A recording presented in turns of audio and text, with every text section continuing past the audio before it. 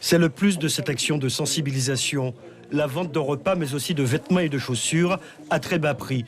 Des articles à des tarifs défiant toute concurrence qui trouvent forcément preneur. Comme il n'y a qu'une personne qui travaille, c'est difficile en ce moment. Si on achète un vêtement ici à 1 euro dans le magasin, alors en arrivant dans un magasin, tu peux payer ça 7, 8, 10, 15, 20 euros. Mais ici, c'est une très bonne activité. C'est moins cher.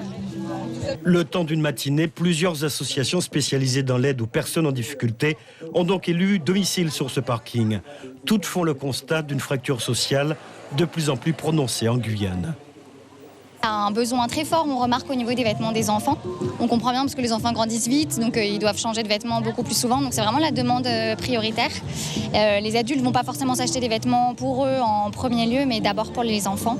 Et oui, beaucoup de familles, beaucoup de familles avec des enfants.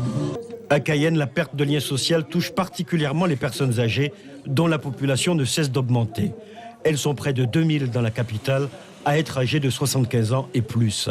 42% d'entre elles vivent seules à leur domicile.